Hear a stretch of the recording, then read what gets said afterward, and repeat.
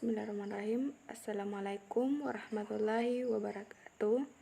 Saya Dewi Ayu dengan NIM H0221016 sebagai moderator akan membimbing jalannya video forecast ini.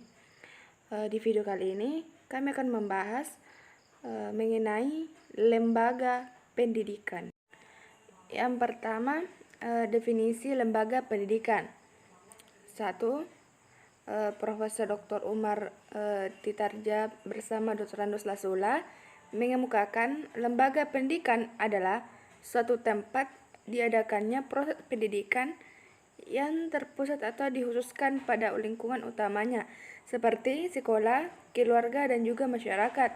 Pendapat di atas mengandung makna bahwa lembaga pendidikan tidak terikat sebagai badan usaha maupun pendidikan formal sebagaimana sekolah universitas. Kedua, Dr. Randus Haji Abu Ahmadi bersama Dr. Randus Nur Ubiati menjelaskan bahwa lembaga pendidikan adalah suatu badan usaha yang bertanggung jawab dan bergerak di bidang pendidikan yang mana proses pendidikan tersebut dirasakan oleh para pendidik juga peserta didik.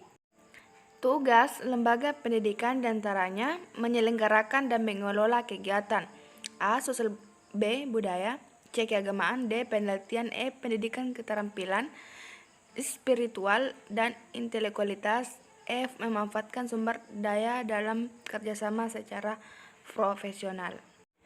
Fungsi lembaga pendidikan. Keberadaan lembaga pendidikan di satu wilayah mempunyai fungsi sebagai wadah bagi peserta didik dalam melakukan interaksi dengan lingkungan sekitarnya.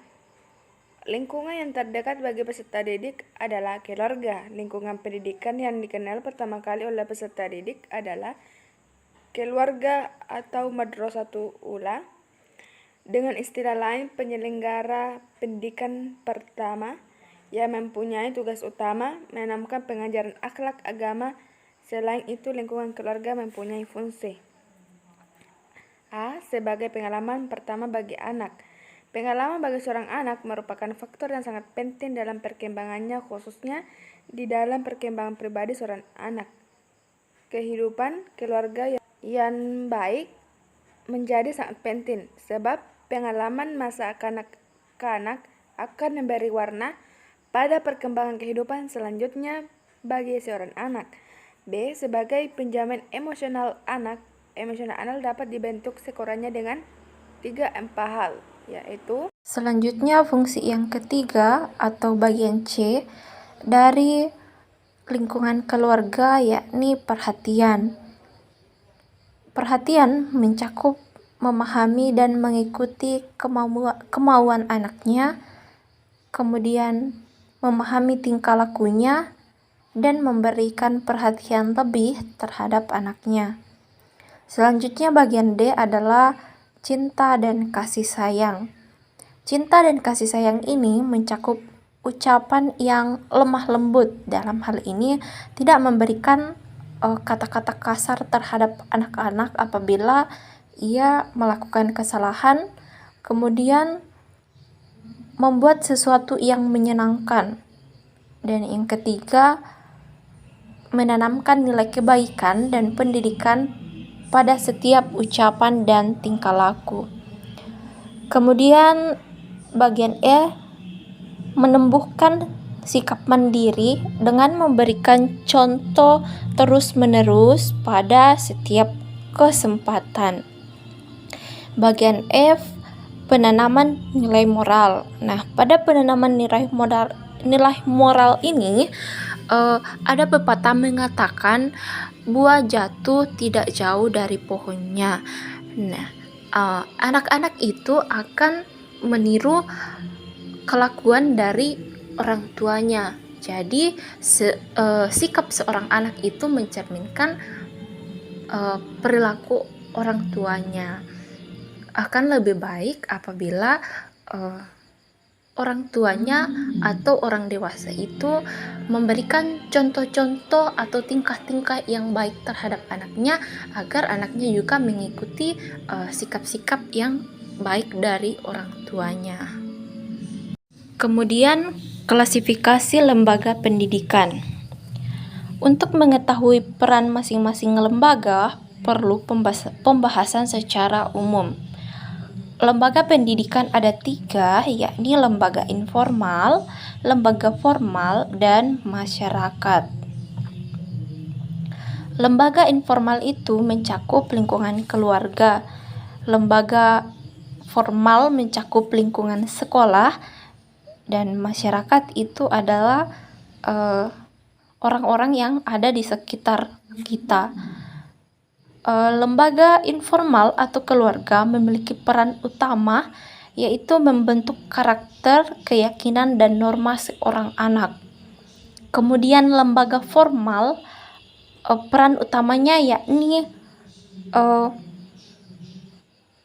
memberikan pengembangan penalaran peserta didik atau menambah pengetahuan dari peserta didik. Dan yang terakhir itu masyarakat, peran utamanya adalah membentuk interaksi sosial atau hubungan timbal balik antara manusia yang satu dengan manusia yang lain atau antara manusia dengan lingkungannya. Selanjutnya, macam-macam sekolah.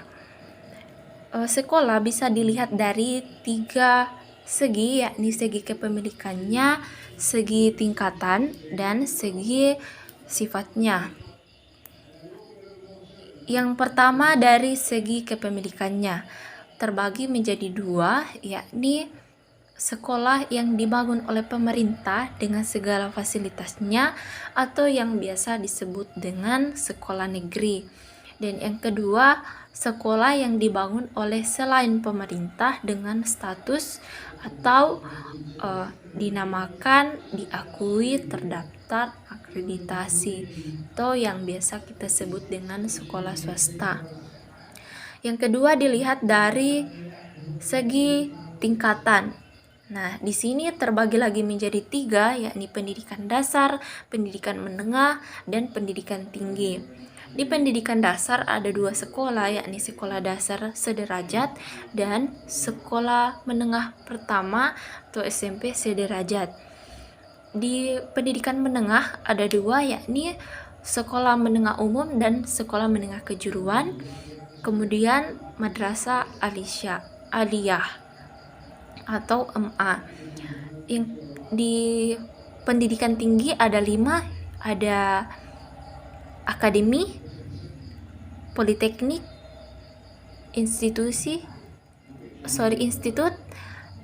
sekolah tinggi, dan universitas. Kemudian bagian yang ketiga dilihat dari segi sifatnya, ada 2 juga di sini, yakni sekolah umum dan sekolah kejuruan. Nah, di sekolah umum itu adalah sekolah yang belum mempersiapkan anak didiknya untuk menuju pada bidang pekerjaan tertentu. Contohnya itu SD sederajat, SMP sederajat, SMU atau SMA atau MAN sederajat. Kemudian di sekolah kejuruan, yaitu lembaga pendidikan yang sudah mempersiapkan anak untuk keahlian tertentu, dikhususkan kepada keahlian tertentu seperti sekolah MEA, kemudian MAPK atau MAK, kemudian SMK, dan STM. Pendidikan formal dan non-formal. Dengan keterbatasan kemampuan dan waktu orang tua dalam memberikan pendidikan kepada anak, maka orang tua menyerahkan proses pengajarannya kepada pendidikan formal, yaitu sekolah, sebagai lembaga yang mempunyai kompetensi dalam bidangnya. Adapun fungsi sekolah, yang pertama, membangun kecerdasan serta memberikan ilmu pengetahuan. Yang kedua, sebagai spesialisasi dalam bidang pendidikan serta pengajaran. Yang ketiga, proses pendidikan tertentu, sistematis. Yang keempat, sebagai lahan spesialisasi perkembangan individu menjadi makhluk sosial. Yang kelima, sebagai media sosialisasi dan transmisi kultural. Yang keenam, sebagai tradisi dari lingkungan rumah ke masyarakat. Adapun peranan sekolah, yaitu sebagai sarana anak didik belajar bergaul antara sesama, seperti guru, karyawan, dan teman-teman yang ada di sekolah.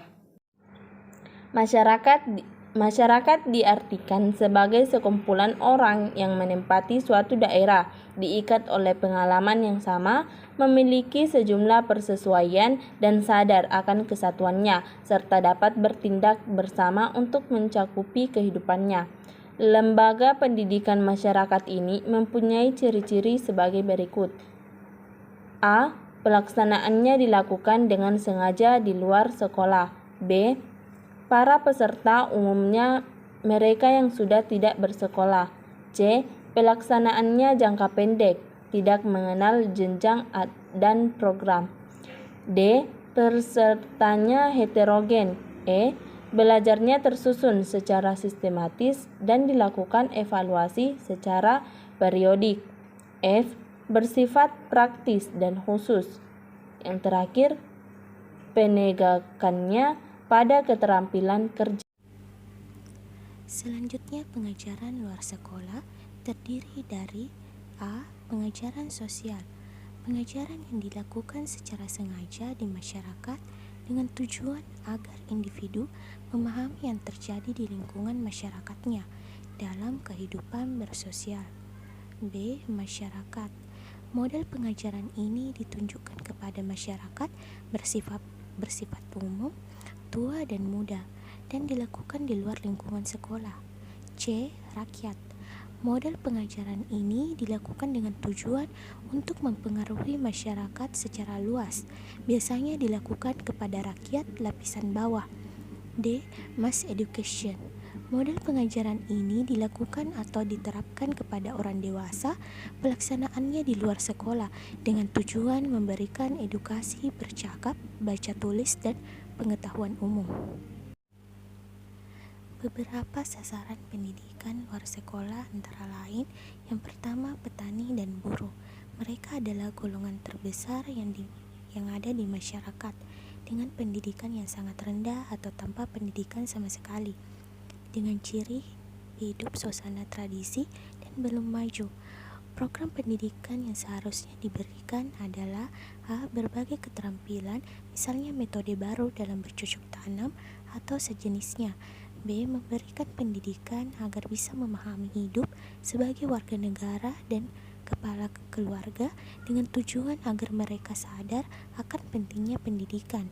C. Memberikan pendidikan kepada mereka bagaimana cara memanfaatkan waktu senggang secara efektif, terutama dengan kegiatan yang menyenangkan dan produktif, sehingga dalam menjalani kehidupan lebih berarti. Yang kedua, kelompok remaja. Sekelompok generasi muda yang tidak mendapatkan pendidikan, tidak mempunyai keterampilan dan menganggur. Ini memerlukan pendidikan khusus berupa pendidikan faksional agar berkembang pemikiran pribadinya. Baik, pekerjaan yang mempunyai keterampilan. Sekelompok pekerja yang mempunyai keterampilan, model pendidikan yang diberikan yaitu bagaimana menyelamatkan dari bahaya, pengelola keuangan, pengetahuan dan keterampilan yang dimiliki agar mendapatkan kedudukan yang lebih baik. Kemudian kelompok teknisi dan profesional. Kemajuan masyarakat banyak tergantung pada kelompok ini.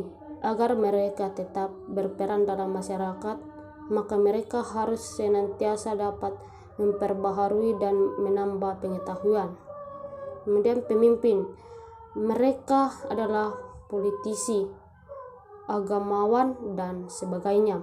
Mereka dituntut agar mampu mensintesakan pengetahuan dari berbagai macam profesi atau keahlian yang dimiliki. Kemudian kelompok generasi tua. Pendidikan ini merupakan kesempatan yang sangat berharga bagi mereka, meskipun kalau dilihat dari segi materi tidak banyak menguntungkan. Kontribusi lembaga pendidikan. Beberapa kontribusi sekolah bagi pendidikan diantaranya yang pertama memberikan pendidikan, memberikan pengajaran, dan memperbaiki serta membantu pengembangan wawasan peserta didik yang berasal dari keluarga. Kemudian yang kedua, mengajarkan peserta didik menjadi pribadi yang dewasa dalam berpikir. Kemudian yang ketiga, mengajarkan peserta didik agar menjadi manusia yang berbudaya. Yang keempat, mengembangkan intelektual peserta didik serta memberikan keterampilan dengan tujuan agar memiliki keahlian tertentu jika pada saatnya terjun. Sekian dan terima kasih. Wassalamualaikum warahmatullahi wabarakatuh.